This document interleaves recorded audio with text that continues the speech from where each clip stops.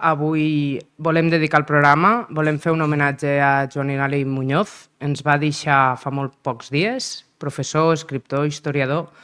Jo diria que un gran amant de la història de Tortosa i de les Terres de l'Ebre, i les dues persones que avui ens acompanyen el coneixen molt bé i m'agradaria que li poguéssim fer aquest petit homenatge des d'aquí. Joaquín, si vols començar.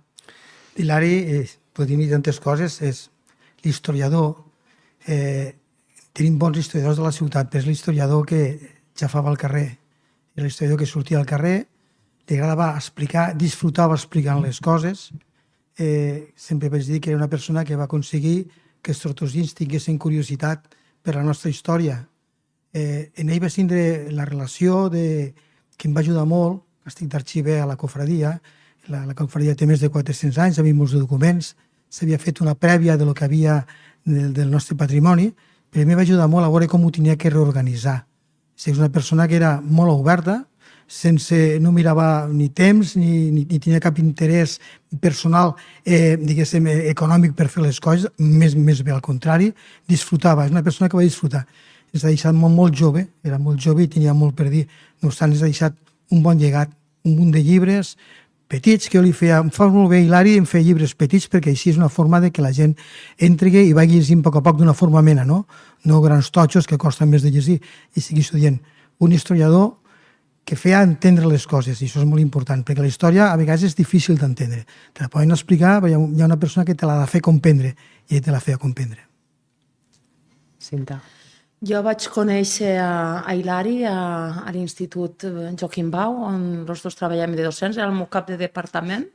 Tu, tranquil·la, que jo t'ajudo. I ell va agafar, me va portar a l'Arxiu Històric de Tortosa, me va ensenyar paleografia i me deia, igual no ho aconseguixes, perquè no és gens fàcil entendre la paleografia. També me va ensenyar a traduir el català antic.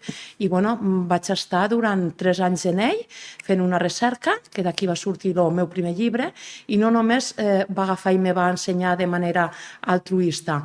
És a dir, va agafar i fins i tot me diu, ara no et preocupes que el llibre te'l publicaran a la Fundació Pepita Duran de Martí, no patisques que te'l presentarem allí, perquè allí apostem molt per patrimoni de Tortosa, i així va ser.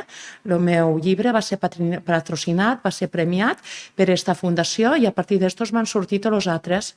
Jo ara com a docent intento fer el mateix tots els anys, hem portat l'alumnat del meu Institut Cristòfol Despuig a l'arxiu per intentar que el seu treball de recerca sorgeixi d'allí.